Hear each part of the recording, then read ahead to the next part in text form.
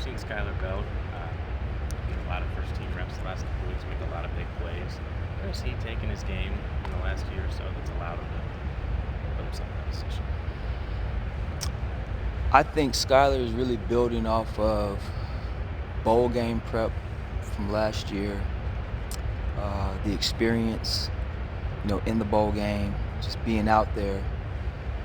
I think the success he's had from that standpoint really has given him confidence. Skylar's a smart kid.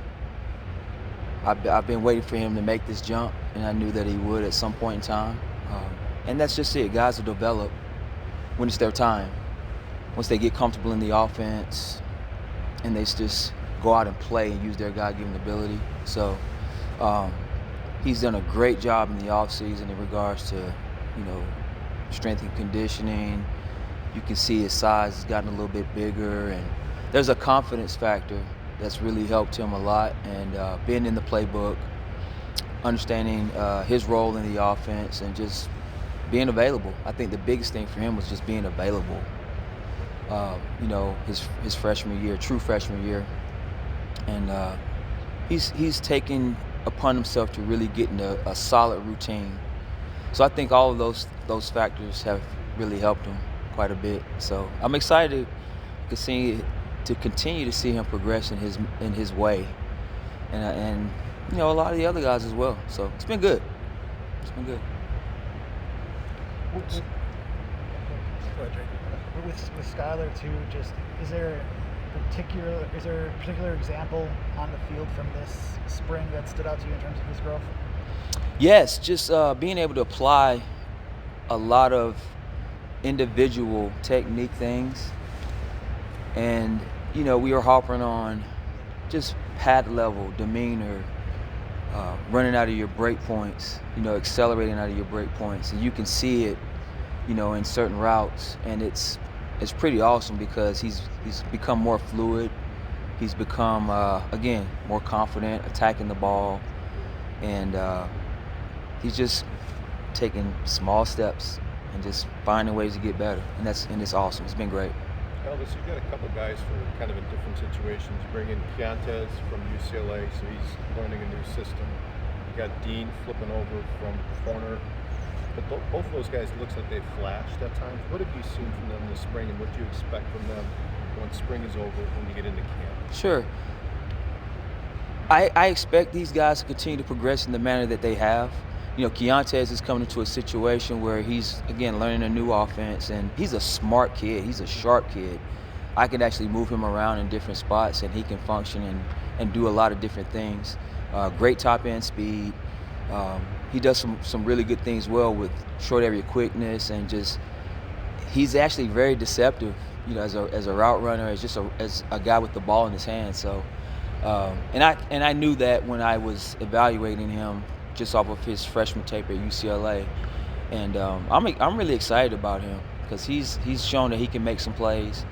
And in regards to Dean coming over on offense, it's pretty cool to watch him work, and he's learning little things that still kind of, just the alignment perspective, learning when there's a tight end and whatnot, and just formationally he's getting better, but you can see his natural ability, the quickness, the hands, and just the fluidity that he comes and brings to the table. Like, it's really cool. It's really cool, and I'm excited to see him continue to progress as well, to be quite honest. We'll get to talk to Keontae in a little bit, but what were some of the discussions you had with him about what this place may be able to offer him as a wide receiver? Yeah, when I was recruiting him, I really loved how, number one, he showed that he can be physical as a receiver.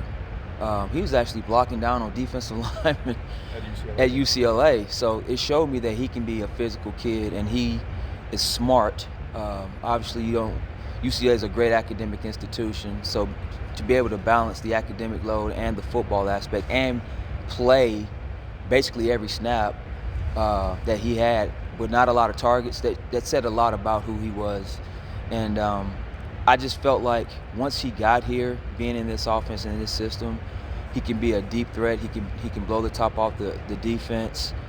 He can catch the ball. I mean, he's a big target, so quite a bit of versatility, and he's got, again, some short area quickness that's very deceiving. So again, I think, and it's refreshing to have all these guys be available right now. So it's a good situation to have, really, to be quite honest. So he's trending in the right direction as well, and guys are just, it's a good room right now. It's a good room right now because these guys, they're gonna find ways to help get each other better, and they know it's about competition, but they don't shy away from it, and they still try to help each other. What kind of advantage or benefit is it to have a guy like Bobby Ingram, who coached wide receivers, being the OC? How has he been able to help you guys, you think? Great synergy. Great synergy. Me as a former player, I've always followed him as well as a player, and we've obviously had connections with people in Baltimore, and followed a lot about him and the things that he's done. And I mean, you won't find a better person, a better football coach that knows a lot about our position as well as other positions on the field. So the wealth of knowledge that he brings, and then his personality, his style, it's going to be a great asset to our program and these kids. And I'm excited for him and the opportunity that he has right now. So it's been great. With this new offense, are your receivers being asked to do anything too different, or is it just kind of different looks of what they already had been doing? I mean, there are little nuances here and there, but I think for us, just being able to be flexible, being able to do different things in the run game, we're going to do some things where we're at the point of attack in regards to our pin and pull schemes, which is outstanding, and we have guys that can do it and that are willing to do it. So that brings a different wrinkle, and it also adds a new dimension to a lot of the things that we can do offensively. So we're going to continue to build off of that and just continue to have fun with it.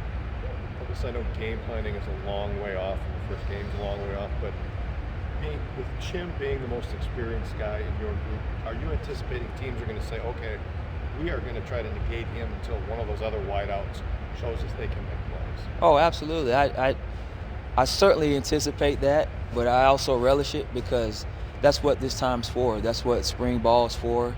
It's an evaluation time to really see who's the next guy, who's the one that's going to step up and show that they can complement him as well. And it's great because every one of these guys has a different skill set, and they bring a lot to the table. And we have 4 more opportunities to just continue to see who can retain, who can carry over, who can be consistent. So I'm really excited. I really am.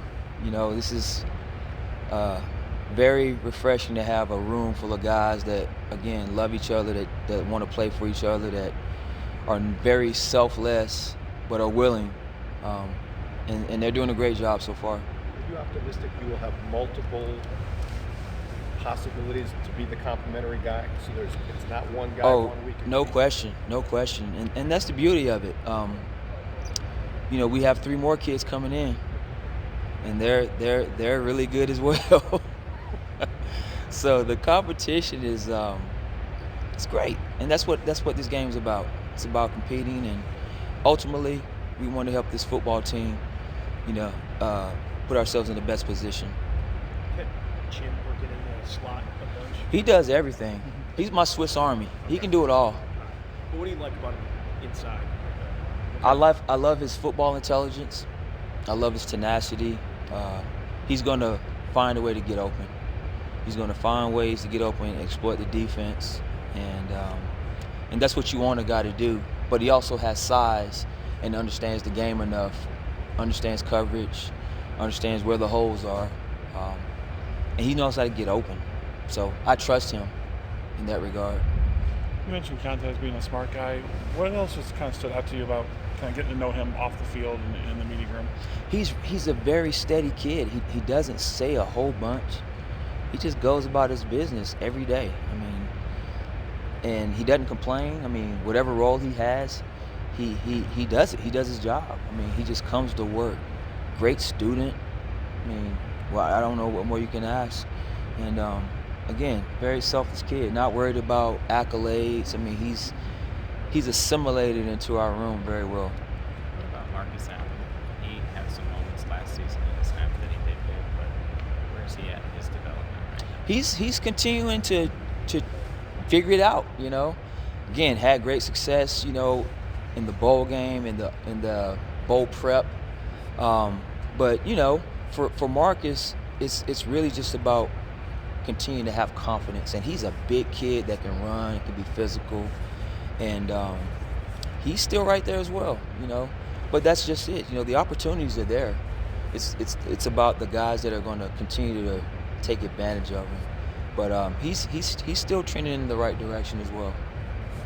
Obviously, Stephon Bracey throughout the last seems like year and a half has been battling injuries. Seen him last week or so getting back to full strength. What's he bring to the room that maybe he hasn't been able to do health-wise? Great quickness, great speed, very sudden. Can run all the intermediate routes. He brings a tempo that's different. He's definitely a guy that can run, and so he brings that to the table. Our +1 runs, our auxiliary runs, he's a guy that can do all of that stuff. It's all about just being, taking it one day at a time, and the opportunities that he gets, continue to build on those and get that confidence back, because he can do it. Think going back to last year, just his one touch, on special teams. I mean, that's pretty significant.